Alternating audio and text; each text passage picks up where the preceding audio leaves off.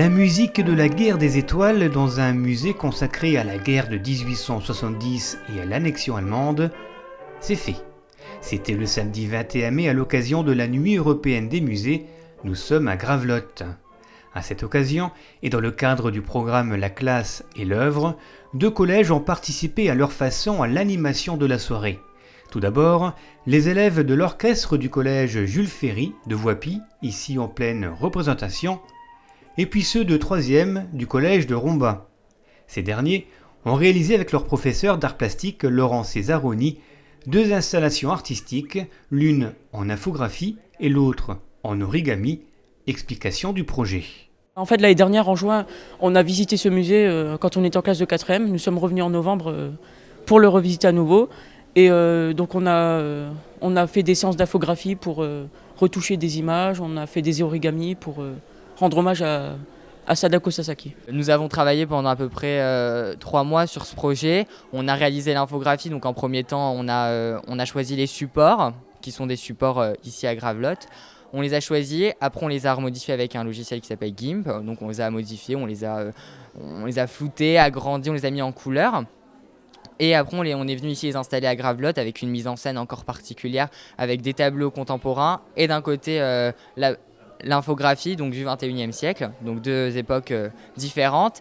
Et d'un autre côté, les grues qui symbolisent Hiroshima, donc avec une fille qui était atteinte qui s'est fait éradier et qui a été atteinte de leucémie et qui, pendant son hospitalisation, a décidé de faire des grues parce qu'apparemment, quand on a 1000 grues, ça porte bonheur.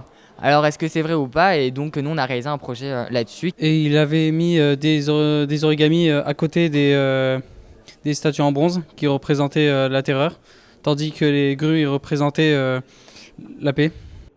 Ce projet éducatif, artistique et culturel, s'inscrivant l'instant d'une nuit au musée de la guerre de 1870, a donc permis aux élèves de travailler sur la mémoire, la disparition, le mouvement ou encore la liberté. Des installations artistiques éphémères réalisées depuis plusieurs mois qui vont marquer la scolarité de ces élèves et de leurs professeurs. Dans l'idée, c'était quelque chose d'éphémère. Nos œuvres sont éphémères et puis bon, c'est le temps d'une soirée. Et ce sera d'autant plus marquant que ça ne durera qu'une soirée. J'ai participé par exemple à l'infographie et je ne me voyais pas avoir ma vidéo qui soit intégrée dans un tableau de Gravelotte et encore moins vue par des gens. Mes grues non plus, je les voyais pas suspendues au milieu d'un musée entre des œuvres différentes. C'est un honneur, comme je l'ai dit, d'avoir exposé au musée de Gravelotte. Je trouve que c'est une très bonne expérience, ça nous a beaucoup enrichi pour nous. Je trouve que c'est une très bonne démarche de la part de M. Césaroni et de tous mes camarades qui ont participé à ce projet. C'est exceptionnel parce que je crois que c'est peut-être la seule et unique chance de leur vie, la seule et unique fois dans leur vie qu'ils pourront exposer dans cet espace. Et donc c'est parfait, c'est extraordinaire je crois. Véritables passeurs de culture, ces élèves ont donc marqué cette édition de la Nuit des musées.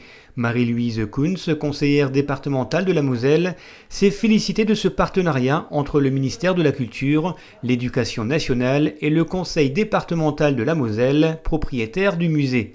Autre partenaire, le Conseil départemental junior de la Moselle. Et ça tombe bien, car samedi, il y avait 2 de ses représentants, dont celui à la double casquette, le rombasien Valentin Pieuvezan. Que l'on peut toutes et tous être fiers ce soir du résultat, car je tiens à souligner que ce n'est pas tous les jours que nous jouons un concert et que nous exposons des travaux réalisés pendant les cours d'art plastique dans un musée, et encore moins dans un musée de la guerre. Soyez toutes et tous fiers de vous, et je pense que nous pourrons toutes et tous nous applaudir.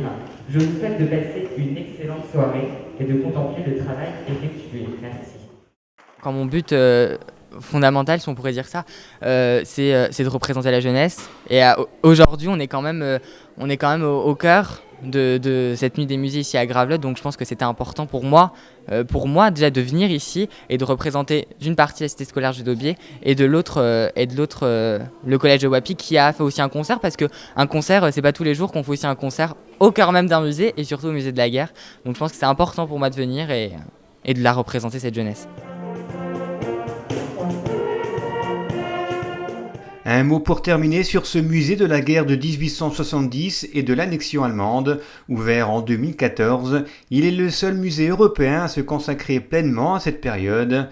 Dans un écrin d'une modernité étonnante, le parcours muséographique est à la fois esthétique et pédagogique. Il se situe à Gravelotte, terre de la célèbre bataille d'août 1870. Il est ouvert tous les jours, sauf le lundi.